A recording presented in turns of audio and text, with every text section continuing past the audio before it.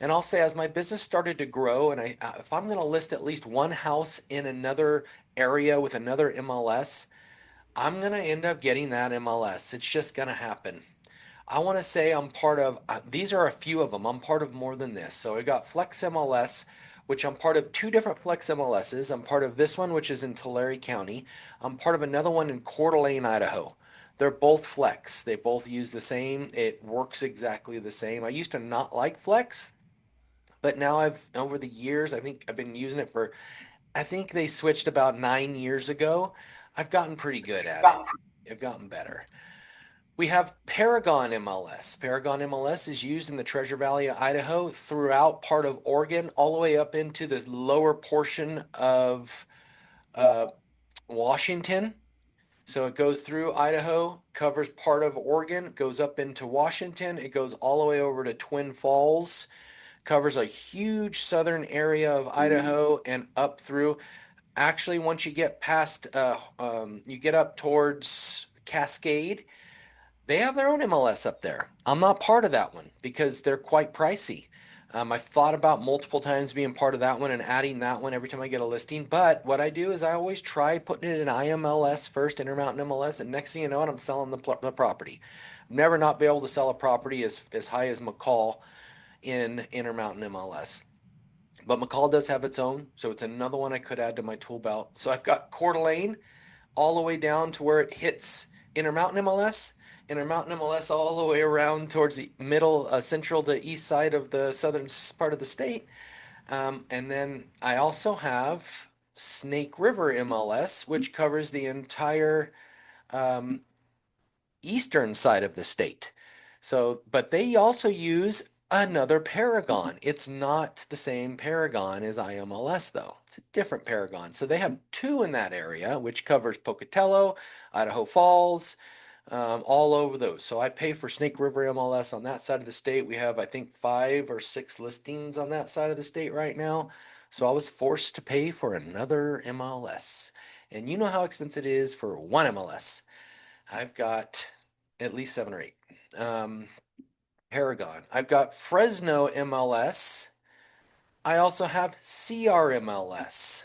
This is CRMLS, which is the California Regional. It says Fresno because I have it through Fresno MLS, but it's called the California Regional Multiple Listing Service. It covers the entire state.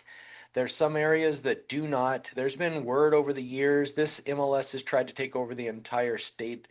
There it is right there, CRMLS, the entire state of California, but there's a lot of people that fight it. So most MLSs, as you saw right here, this is Fresno Association of Realtors that I'm part of, just has a link for both. So you can pay for it through Fresno. I can look at properties, where is it right here? I can look at properties all over the state. Doesn't matter where they're at. I can see them in here. Let's get to the map. Didn't put any criteria in here. Let's see what it shows. I'm going to show a lot. Oh, too many, more than 5,000. So actually, probably because I need to go back over here and I need to click active or under contract or coming soon.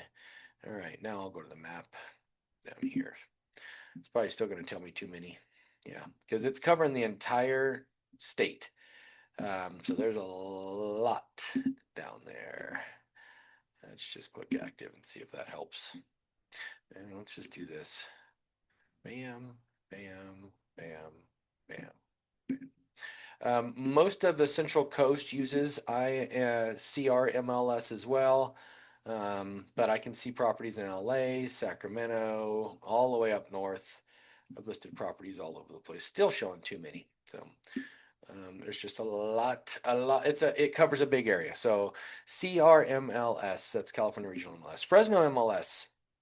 Fresno MLS uses the old original MLS that I was taught to use when I first got my license, which is it is called Rapatoni. Rapatoni MLS it's a very popular MLS. It was one of the early models, early adopters when MLSs became a thing. And honestly, it's still probably my very favorite MLS out there. I'll value a few properties in Fresno today. Bakersfield also uses Rapatoni. It's a great MLS. all around great MLS. Couple other tools. So whenever I'm valuing a property, two things I open up. I open up the MLS and I open up, here's Fidelity Title, so a title company. Here's Chicago Title. Those are the two things I open up. Fidelity Title and Chicago are owned by the same companies. They're both great. I also have access to Stewart Title. I use that one quite often as well. And I like also, I have access to another great one. For those of you in Idaho, is Title One. And as you see, I really utilize my bookmarks, guys. As you become real estate agents, become more and more and more busy in real estate, you've got to get organized. I have all my legacy stuff in here. I have my ISA stuff there for my ISA. I have my airplane stuff. I don't need to worry about that right now. I have the Homes of Idaho quick references. I have all my coaching quick references. I have my lead generation sources that I pay for. I have my real estate stuff, which is just full of, I mean, as you can see, zip forms, that's my forms in California, Fidelity Title, Chicago Title, Bakersfield MLS, Fresno MLS, Sierra MLS, RPR is another way to value properties for you. Actually, I'll pull that up real quick. For you valuing commercial property, as you can see, it does commercial. And go ahead and mute yourself if you can. It does commercial. Dang it, it didn't open. It does do commercial valuing through there. So, or you can use value and you can pull full CMAs through there. You could do everything. Actually, come on, just open RPR. There we go. There's a slide button right here. So it logged me into that's Gem MLS, which is Bakersfield, and I can switch it. So I can sit here with a few clicks of a button, grab my profile, and I can switch it to one of these other MLSs I have down here at the bottom. So if I want Intermountain MLS or Fresno or Coeur d'Alene or Snake or Tulare, I'm logged into all of them, and I can just quickly switch it so that my reports are all showing that. But to go back over here, if I'm going to value commercial property, a lot of times I like to use, I'll switch this over to commercial, and I like to use this to help me with my values for commercial property because it will use all the MLSs out there. It's not just using mine. So if you're valuing a property in an area that you're not part of their MLS and you're not getting anything to come up, one, ask your broker to help you. Number two, try using RPR because RPR you can actually value full properties in here. Very simple, right? There is let's see, reports right there. And I can do a CMA right there. It's really cool, works really well. And see how that looks? Doesn't it look nice? There's different templates you can use. I put the property address and stuff like that. All right, lots of tools that we use as a realtor. I'll start over here, and I am actually going to start in Tulare County MLS first, then we'll jump over to Paragon.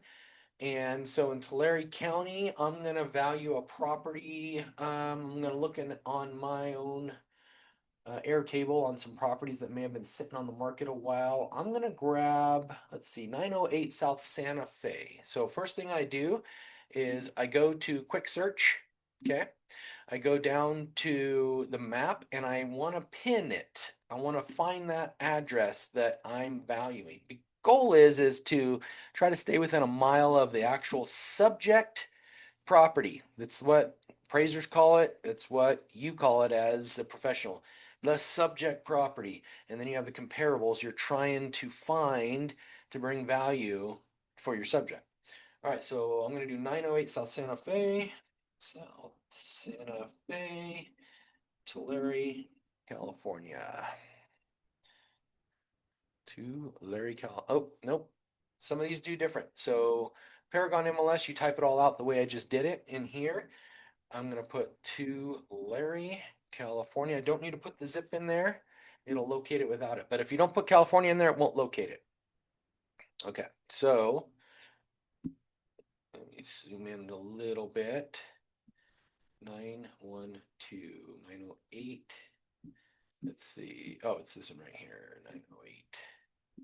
So sometimes it's off a little bit, and that's okay. I can move it. There we go. Use that location. Okay.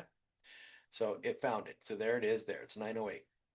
All right. So I'm looking, actually, did I say Tulare? Oh, see, it found it, Visalia. So it's pretty cool. Close that. So I got my pin there. So now I'm going to back out my map. I want to see and get my bearings of my location. And so one of the things that I see right there is I see this road right here, which is Santa Fe. It's kind of the main road and it's on that main road. That's a pretty busy road. Tulare Avenue is another very busy road.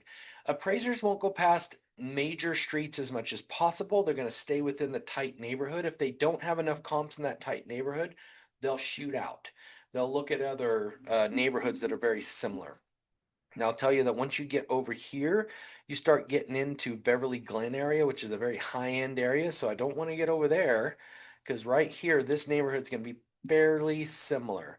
So all these homes right here are pretty good. I'm going to probably go as far as Burke. Actually, I might go as far as Edison.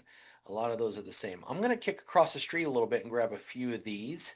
So what I'm going to do is move my map to the middle. I'm going to grab this little square right here. There's also a little one that you can do whatever you want to do. Like if I wanted to go down this line, I could sit here and just go down this line and stick within that line. Okay. Um, okay. I'm going to use a square instead on this one because it's a pretty square neighborhood. And I'm going to grab all the way to Court Street and I'm just going to swipe it down all the way. Actually, I said I was going to go all the way to Edison. So one is I want to try to stay within a mile, but I also want to try to stay, but I will go, but half mile is better if I had a tight knit neighborhood. I'm going to choose my properties. On here, the way you choose this right here is if I just start clicking these, it's getting rid of other ones, see? So it's like, what the heck? Why can't they click? So I got to use my shift bar or option bar, command bar if you're on an Apple computer, and I can actually click one at a time. Or if I use my shift bar on an Apple computer, I can just select them all. So, all right, let's go to active and I'm going to hold my shift bar and I'm going to go down to, I want closed pending. I really don't care about hold much, but I'm going to include it because there's probably none in there. Coming soon, active and under contract. I don't need expireds, although expireds, they show your seller a very important thing. If your seller's trying to overprice a property, it's good to show some expireds in there and ask them this very important question. Do you want to be expired like that? Okay, so let's understand. Look how far off that one was listed compared to all of our comparables. And if you really don't want to be part of that group of expired, let's stay under that. Let's make sure we don't overprice it. So I'm just going to grab that. Active, active under contract, active no showings, coming soon, hold pending, and closed. Very important categories. It gave me a lot. Here's the thing, guys. A lot isn't exactly good, okay? You don't want too many. 3 to 4 is good. 3 to 4 very good tight listings is good. If you go to any appraisal report you see, they use 3. Okay, they have your subject property and 3 comparables. But they do have another page that has 4, 5, 6, and 7. And they call those supporting. So they're supporting your subject and the comps. It's supporting it, but they're not exactly, they're just extra. You don't really need the extra, but for volume purposes, we're going to do this. Okay, now I'm going to go over to Chicago Title and I'm going to type in because I want to know the specs of this property. That's why it's important. I love having multiple screens. Multiple screens help you a ton to be able to use valuing. When you're doing a lot of valuing, you want to have a lot of screens. I have 3 here right now, and they're all pretty good size. Some people have 4 mission control, just like going into, Paul know this, go to dispatch. They usually have 4 screens, sometimes 6 and 8 screens. In real estate, I call it mission control. I like to have at least 3 screens, 2 in a very minimum time. When I go to California, I'm usually have 2. All right, so here's my property profile. I usually save this right away. So I'll click save and I have a file. I don't know if it'll pull up and you'll be able to see it or not. When I click save, it's going to pull up a file here. I don't know if you see this, but if you do, I have a file where I save all listings, all my listings, and they're all in here, like so many listings. And then what I'll do is I create a new file and I'll name it that address, the address of the property. I don't need that right now, so I just need to know the specs. And what are the specs? It's a 3-bedroom, 1 bath. It's zoned R15. 1956 square feet, has a carport. It's 1,100 square feet, 6,500 square foot lot, and its use code is single family residence. I also get all the contact information for the seller, the homeowner. So verifying it's theirs. And if it's not, when you go to your listing appointment, that's a question. Hey, I see it's actually under so and so's name. Oh, that's my dad. Yeah, it's actually under his name. Okay, well, we need to talk to dad. You're gonna be making decisions, but we need dad to be part of this. So it's an old sales technique, which I don't suggest doing it anymore, is, I mean, you can, but I don't suggest it, is to say, are all the decision makers going to be there? Yeah, too salesy. One cool thing to do down here, what I like about this is it does have, see, look at quick claim deed. So at some point in time, someone did a quick claim deed. Looks like somebody, seller, borrower, someone did a quick claim deed. So Anna Martinez over to Norma Mendoza. So there was a deed transfer at some point in time. I valued one for a client the other day in LA. We went active on the market on that one. He got it as a it was given to him. His dad had passed away, and so he is the signer. But when I pulled it up, he wasn't the signer. It was someone else. And so what I did is I went down here and I clicked on this quick claim deed. And what had happened is it was deeded and all of them were added to it. So he was the signer because he was like, man, I'm supposed to be the signer. I'm like, all right, let me check something real quick. So I went in here and I found it. That's your job. You're an investigator. Investigate it. Don't just quit or call someone and say, what do I do? Guys, you need to learn all this stuff. So look down here, there's some good transfer documents. If I click that, it's just going to pull it up real quick and it'll show the quick claim deed. I can see who it was deeded to. I can see all about this. So it's good. Very good to be able to click on stuff like that. All right, so here we got 3 bedroom, 1 bath, 561104 square feet. The only thing I care about is the beds and baths, the year of home. And then if it was a huge piece of property, I would want to know that. But because it's not, I'm not going to care so much about that. But I care that it's an 1104 square feet. So 1956, 1104 square feet is what I'm going to start with. I'm going to go back over here. I'm going to put one thing that I didn't do a minute ago, close date. Okay. It is good there. I can back that up to a whole year, but I'm going to stay within 6 months. So it pretty much defaulted 6 months. That's good. Yep, 6 months. So that's good. That's something important to look at. Make sure that the close date is at least 6 months.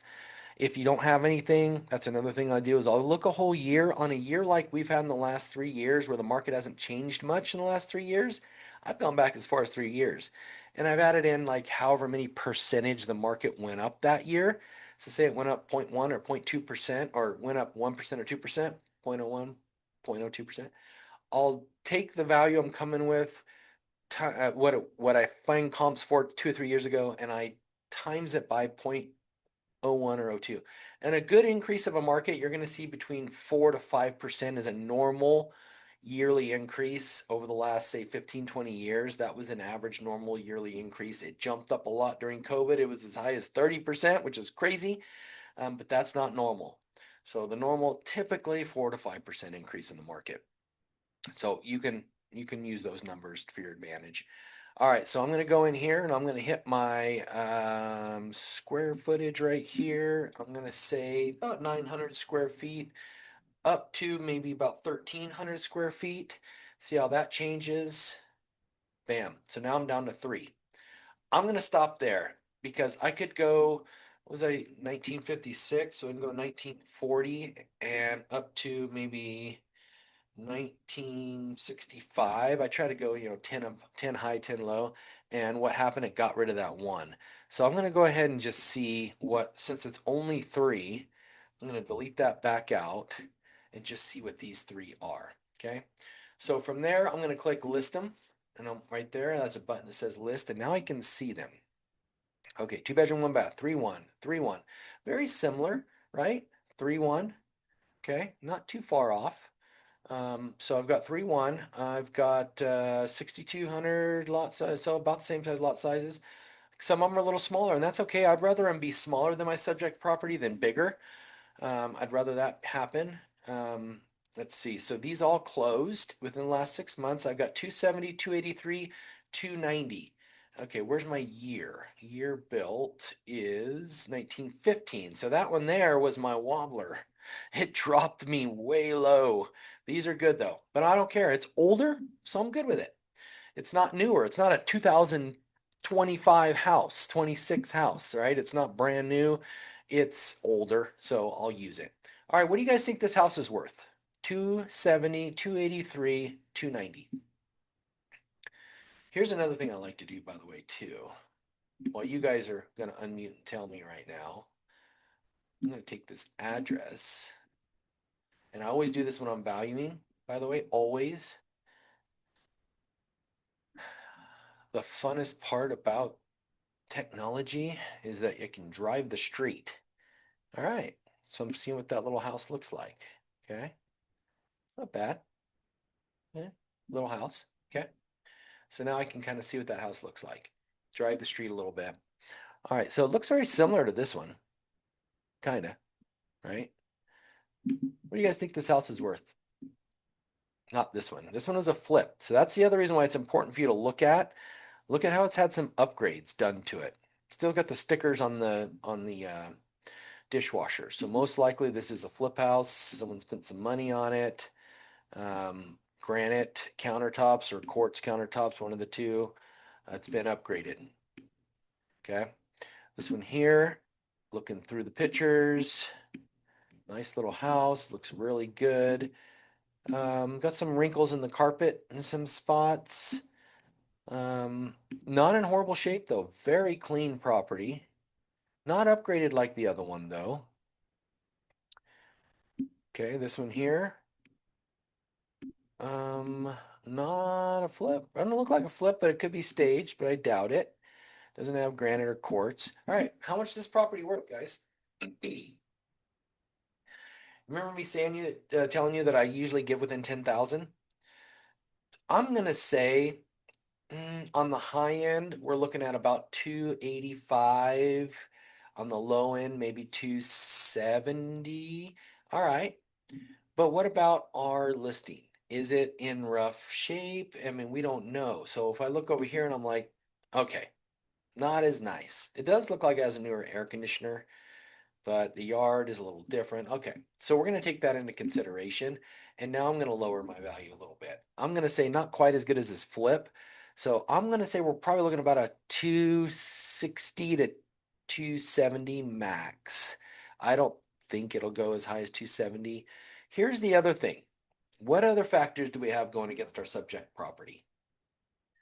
Those of you that know this city, what's a problem that our subject property has? Location? Location. The location is all the same as the others, but the one location thing that you're bringing up is that it's actually on a busy road. Now I'm Mhm. thinking 240 to 250, maybe 255. Condition and location. So that's your expert opinion, right? You're not an appraiser. You're a real estate agent. You're a real estate professional. You are an expert. And as you become more of an expert in valuing properties, you can give your expert opinion. I could easily go in here and go, holy mackerel, I'm a brand new agent. I'm going to sell this thing for 290,000. Yeah, you're going to shoot yourself in the foot. The house is going to sit on the market and it's not going to sell right away. 290,000 is too high.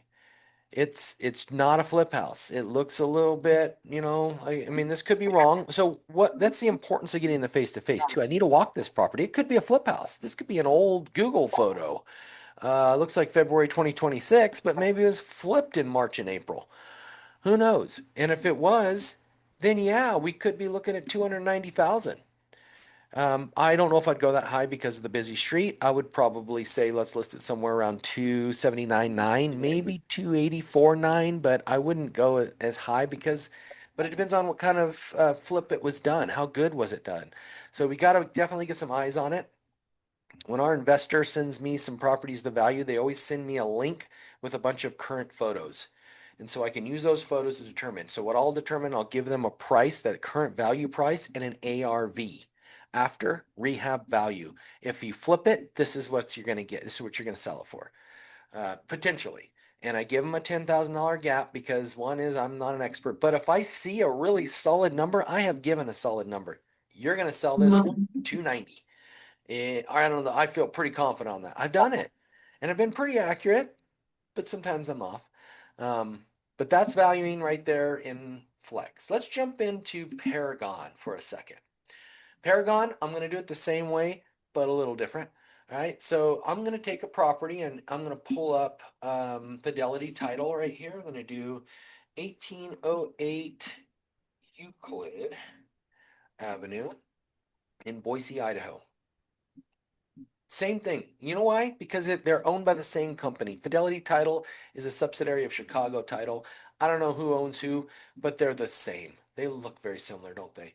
That's why I use it. I like it. It's easy. Loading, loading. It's easy. So, all right. So we've got that property profile. As you can see, the property profile did look a little bit different. Okay. Not much, but it's still the same. Look at it. It has the same box right here. So 3 bedroom, 1 bath, 1910 square feet, 1016.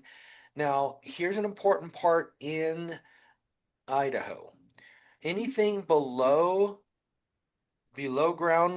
grade, any basements, because there's basements in Idaho. There's not very many over in Central California, but there's basements in Idaho. So anything below grade is not added to your square footage. It's not included. I don't know why they don't, especially if it's fully finished and it's livable and it's include it. They include it in the 2 story. I don't know why they don't include it below grade. I mean, I probably should know that, but I don't. I don't know everything. All right, so I know that this property has an additional, I believe it's about 500 square feet below grade, fully finished. They've got a laundry room, they've got a sink basin, they've got a separate bedroom. So here, 3 bedrooms because one of the bedrooms below grade, and 1 bath. I know it has another half bath. It has a toilet and sink in one of the bedrooms. So it's actually bigger than this. Those are important things to find out. And when you go to the house to value it, you're going to see that. So don't be blinded on your value that you come up with before you go to the house. Have an idea, but be prepared when you get there that you're going to probably change this value potentially. All right, so I'm going to say 3 bedroom, 1.5 bath, built in 1910, and I'm going to use about 1,500 square feet as the square footage. All right, so now I'm going to go over here to Paragon MLS. I'm going to do it the same, but the little different is I start with the search bar here, or search button. I'm going to hit residential. Now, if it was commercial, I've got business commercial, farmland, rental. I don't need to worry about that right now. Residential income. What would you use residential income for? Multifamily, up to 4 units. Residential income only goes to 4 doors. Okay. Anything above Yeah. 4 is going to be under the commercial. Very good rule of thumb to remember.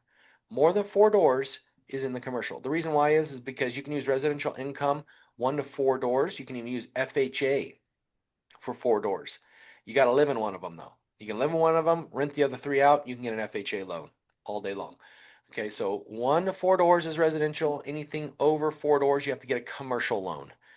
And so it's going to be under the commercial status. Okay. In this case, we got residential. So the first thing first, I'm going to go in here and click this search button. And I'm going to add, I want to see actives. I want to see solds. I want to see pendings. Again, I could use expireds. I can use withdrawn. I can use canceled, but that's all I need. All right, so then I'm going to go down here because as you can see, it did not put a date range. Well, for solds, I need to know what sold in the last 6 months. So you can either enter the months in here or you can hit this date range button and you can actually just click 6 months. Okay, and then I'm going to hit map from there and I'm going to put my address in here, 1808. I'm just going to put Euclid, not South, Boise, and I do need to put the state. All right, so now it gave me my little flag. There we go. And I know the area, so I know that, yep, Broadway it's right on Broadway. It's really close to Boise State, right there. So that is the correct location. Now, this is a very unique area here. There's comps over here that can come up too, but this is a unique area. It's actually a historic area. I can go across the street too right here. But now what am I doing wrong? I'm crossing a major street. All right, so Mhm. I'm going to go up here to the draw button, okay, just like I did the other. I'm going to grab my rubber band here, and I'm just going to grab right here, and I'm going to go to there first. Okay, I got a lot. All right, so what if I don't want that many? I just hit the delete button and start over. Let's grab right here. All right, a lot of listings. Okay, so from here, what I can do is now go back to my criteria button. Always know you can always go back to the criteria button and change your criteria. All right, so I know that I have a 1910 house. Let's start there. 1900 to 100-year-old house, guys. 120-year-old, 126-year-old house. To 19, I'm going to go up to 1940. All right, I'm down to five. I'm good with that. Let's go with that. So I'm going to hit the search button, or I could hit the run button. Either one will do the same thing. See what we got. Come on. Oh, look at it. It's actually on the market. And it's actually towards the bottom. All right. Okay. Well, this one right here sold. Let's look at it. Wow. That one does not look like my comp. Okay. It's actually across the street. I know it. Let's look at my comp real quick. So there's my comp. Looks like a flip house. Let's go over here to the map and see what it used to look like. 1808 Ya South me mareó. Euclid. And if you're talking out loud, I can hear you. You're not muted. So if you're saying something, that's good though. I'm good with that. All right. So I want to see this house. Let's see. Oh, wow. What a difference. Okay. So now I know. Okay. So that's what it used to look like. Actually, August of 2023. It's a bit of an old photo. Okay. Looks like it's got a garage in the back. Okay. Good deal. And now it looks a little different.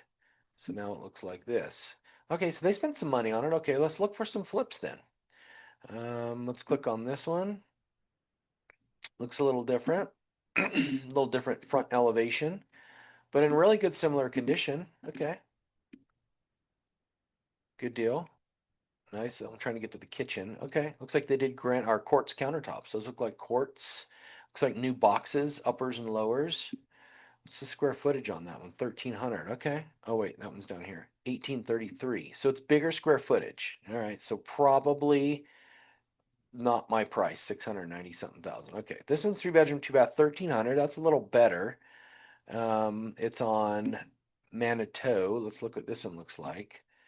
Wow. Looks like it could use some TLC.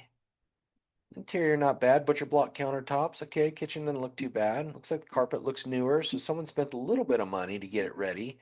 They just didn't do any exterior work to it. All right. And that one sold for 420,000. I'm at 424 on this one. Let's look at the pictures. Interior pictures. Okay, looks nice. Hardwood floors. It's all new paint. Okay, that looks nice. Kitchen looks good. Butcher block countertops. New lowers. Can't tell if the uppers are new or not. Okay, all right. I'm kind of feeling that my value. You guys tell me if I'm wrong. This one's a 1905. It's older. I'm a little bigger lot on this one. On my square footage, about the same. Okay, it says two full bath, but it's actually 1 point. Okay, that one's got two full bath. This one got so we got another bath. That could make a difference. A full bath versus a half bath. 420. I'm probably still 5,000 overpriced. What do you think on this one? I'll be about right. So that's value. And I'm going to put my opinion in there. Now, if I want to take some of these comps with me, I only got two right now. So what should I do? Well, I think I'm going to go back over here. I'm going to change my square footage. I'm going to go 900 square feet to 1,400. I'm down to two listings. Now I'm gonna actually take this number down here, 6 months, and I'm gonna back it up to 12 months. All right, I got two more because I want to find the best possible comps to take with me to my listing appointment. Now look at now I'm overpriced. I could go down as low as 405 with what's sold in the last year. Look at how you're starting to see how valuing changes quite a bit by just modifying your criteria a little bit. Just modify it a little bit, things change. If I want to see where these properties are on the map, I can click the map and say, okay, well, it's just around the corner up the street. All right, so now I'm seeing that my value is probably better at 405 up to 420. So I'm probably still quite overpriced. Let's look at some of these pictures. That's one I've already seen. Let's look at this one.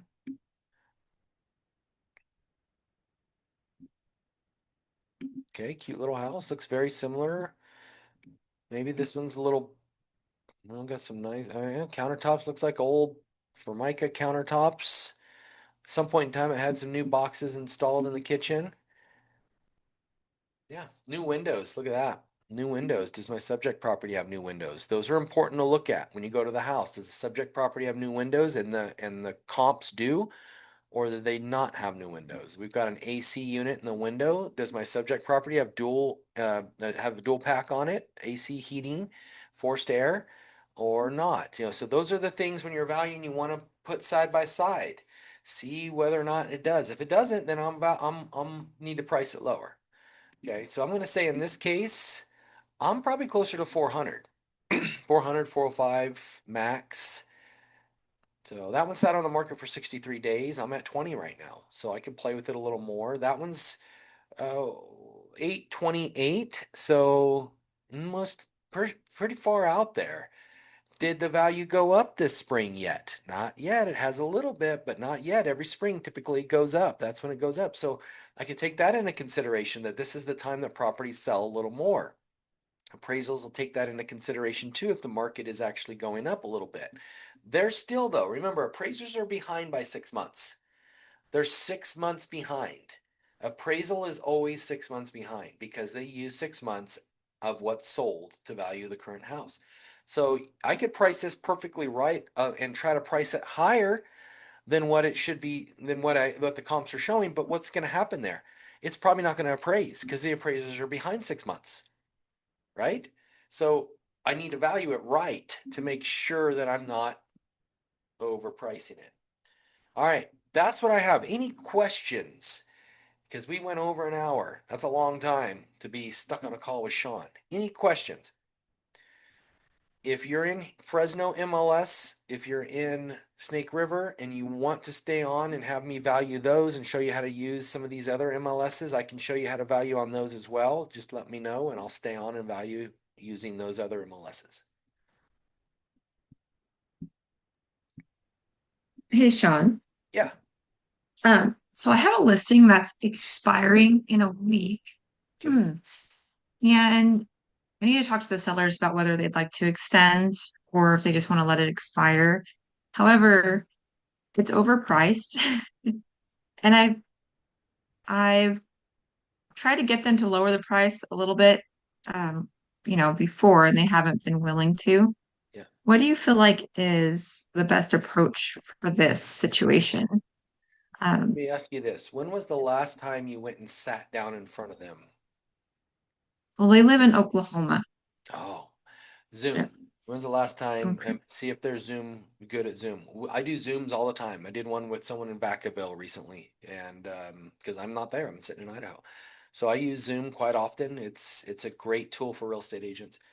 I would get a meeting and a face-to-face meeting where you can share your screen, you can show what the neighborhood's doing, you can show where it's going. Your goal right now is to get a signed extension, a re-up Hmm. on your listing. And so you got to pull out Right. all the stops. You're the professional. I would highly suggest setting up a Zoom. Say, hey, here's the deal. I wouldn't bring up that it's getting ready to expire. I say, here's the deal. I think we need to get face to face. I know you guys are in Oklahoma. Would you be able to do a Zoom video with me where I can share my screen and kind of really break down the market and show you what's going on? Would you have time this Friday at 12 o'clock? Or you get off work at 5, how about 5:30?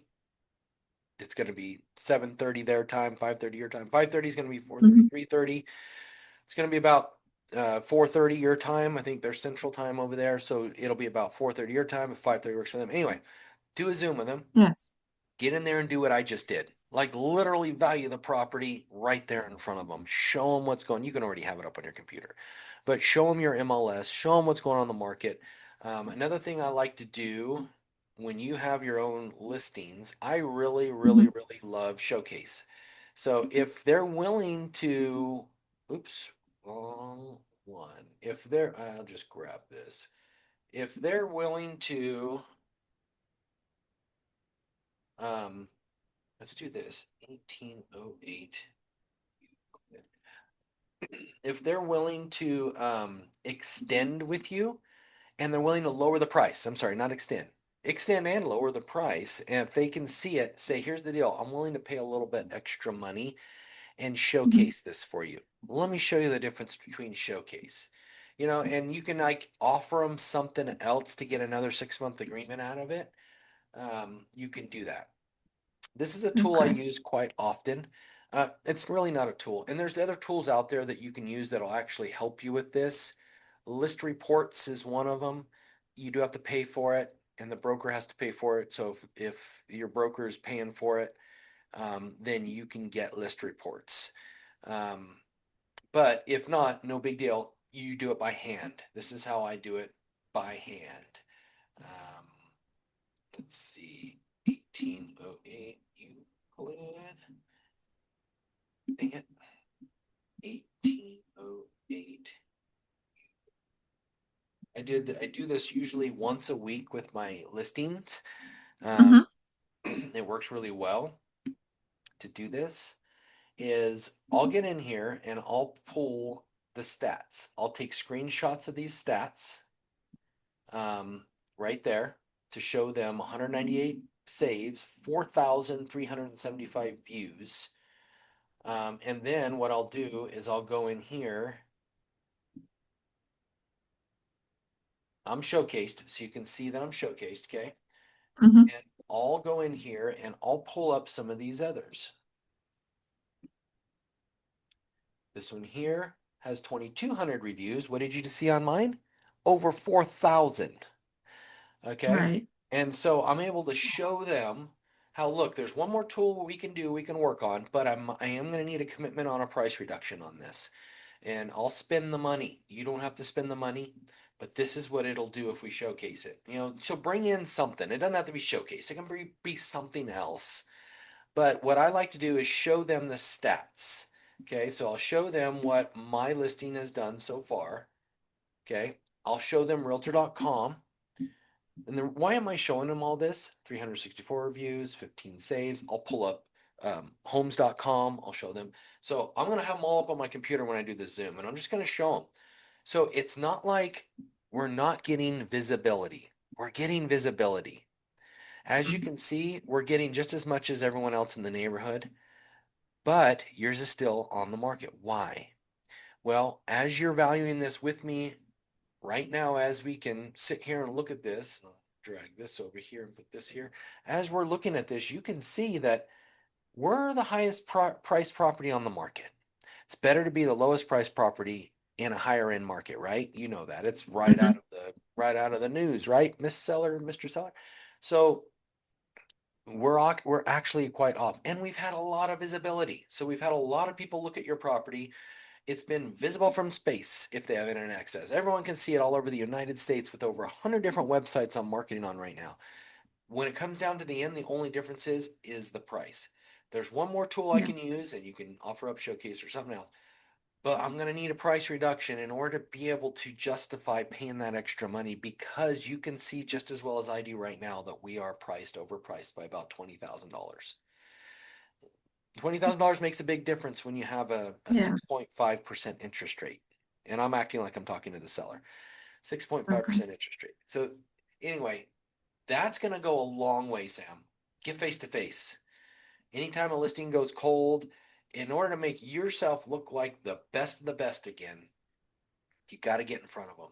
If they're in person, I would schedule I've done this many times where I'll schedule another meeting like I did my first time, and I'll go sit down with them at their kitchen table and I'll pull out all the comps and lay them all out on the table to show what's sold and why theirs has not sold. So as I want them to see it, I want them to make the decision of why Right. their house is not selling. That it's called self-discovery. There's a great book called Coactive Coaching, and it teaches self-discovery coaching. We got to get them to self-discover it for themselves. You cannot talk them into it. All you can do is show them and let them self-discover the problem. And you've got evidence. That's the fun part. You've got all the evidence in the world to show the reason why this has not sold. Sound good? Does that help? Yeah. Yeah, I'll try to see if they can do that. I mean, if they're not super savvy with technology, but Yeah. Tell them it's just See, a I link. mean, They just click the link and it'll yeah, open up on their computer or their cell phone. They can use a cell. yeah, Yeah. It's better since they're it's good for them to see your face too. Show your yeah. face. Don't do it without showing your face. It's good for them to see that you're a real person selling their place if they've never met you before face to face. Mhm. So definitely. Okay. All right, guys. Any other Let's see. questions? Thank you, Sam. That was good. Yeah, when you're doing this, if you're not sitting there and face to face, like it's a past client, and you're just letting them know, hey, this is what your property's valued at. How do you put the whole package together and email it to them or send it to them? Yeah, good question. So this is what I like to send to them. Let me get over to here. So, and because that's perfect, I forgot to talk about that. I like to bring things with me, and I like to bring a packet like this. I have Homes of Idaho packets too. This is a legacy packet. We have these in the Tulare office, Visalia office. Homes of Idaho has them at the front desk. I actually got some from the Caldwell office, and they're all branded with Homes of Idaho. I like to leave them something like this, filled with content. Okay. And then what I do is I select all my comparables. So I'm going to print, not that, I'm going to print this. I'm not going to print the whole thing though, because this is a thick packet. Look at it. It's big. All I'm going to print is page 1 and page 2, maybe page 3. Because it kind of shows the history of the record release. So they kind of like to see that. Page 1, page 2, and page 3 of your property profile.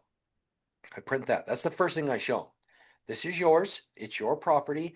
Shows all your specs of your home. It shows the title. It shows everything. That's how professional you are. You're showing them all that. And then I'm going to select all my comps. Now this is on Paragon MLS, and I can show you guys on Flex MLS as well. I go to the print button.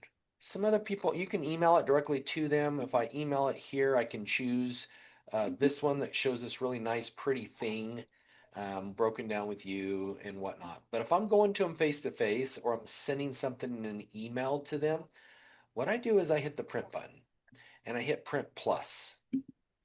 And then from there, I don't want that one. So I remove it out. Okay, gone.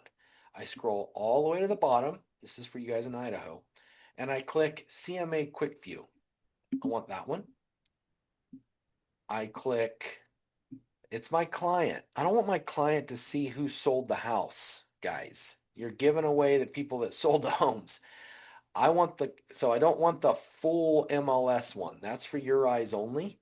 So I click this one that says client with all photos and actually right there, client with all photos and client detail. I'm going to do the client detail first because it's going to put it in order when you save it. I'm going to do client detail second, or I'm sorry, client detail first, client with all photos second. Okay. Then I'm going to keep scrolling because there's another really cool one I like to give them, and that's the Google map, and it maps out where their house is at. Okay. Then I'm going to hit the add button. So what did I get? I got the quick view CMA. It went in order as I clicked it, guys. Okay. So CMA, the detail, the pictures, and the map. Now I'm going to click print preview. This is what it looks like. I like how it highlights that quick one. I like how the quick one highlights it all out like that. Puts them all side by side.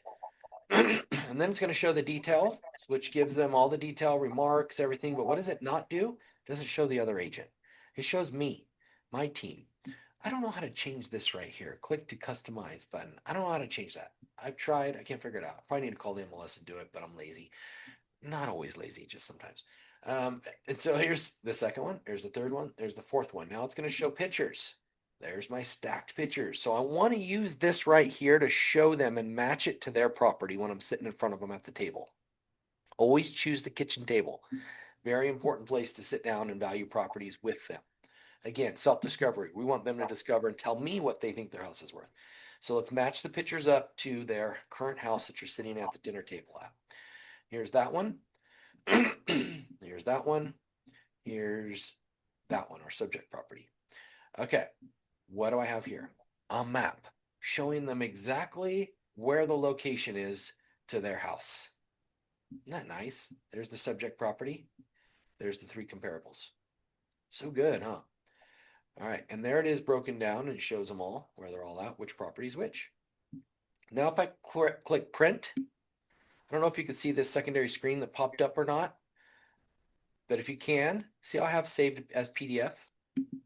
I can change it to printing it, or I can click save as PDF, save the button. It's going to pull up a box and let me save it on my computer as a PDF packet, and then I email them that. Or I print it and take it with me. One of the two. Oh, I said I was going to show you as well how to do that in California. Sorry about that, guys. Okay, let's get rid of that. Okay, I'm gonna drag this one over here, and I'm not doing Fresno unless you guys want to see it. Sorry about that. So I have my 3 subject property right here. I'm gonna click this button, choose them all. Okay, and then this box is in the way, and then I'm gonna click. I can do print, CMA. I'm gonna choose print. Same thing. I'm going to go over here and I'm going to choose photos. I want all the photos of it. Private one or public one? Public one, because I don't want that. I think I can do the same thing. No, I can't. Okay. So I've got that. I'm going to print it and what it's going to do. So I'm going to do it one at a time here. So there's my comps. That's just the quick view of it right there. There's some pictures, a few other things. I can choose supplemental information. I could choose detail report with 1 page. That might look a little bit different. See which one that one looks like. A little better. Kind of squishes them all together. Okay. Now, if I want a CMA in CRMLS, I've got the CMA button. So quick CNA. I like the landscape. Okay, this is probably one of my favorite ones because under the landscape, it really breaks it down. I'm going to save that real quick and I'm going to open it. See how it breaks it down? And it actually gives me an average, medium, minimum, max. This does, you can do this in Paragon as well, but it actually it lines them all up. So this is a great one. So what I'll do is I'll actually show them the property profile, that right there. But then I'm also going to show them this and I'm going to say, okay, so as you can see, you are 3 bedroom, 1 bath, 1956, 1,100 square feet. Okay, your comparables are 2 bedroom, 1 bath, 3 bedroom, 1 bath, 3 bedroom. Okay, look at square footage. All right, a little bit smaller than yours. That's okay. So we can take the value on there. So I'm lining it up. But then I've got to use the photos that I showed you a minute ago to be able to show them the comparables between their property and how much more upgraded it is, if it's more upgraded or not. And I print that and I take that with me to my listing appointments.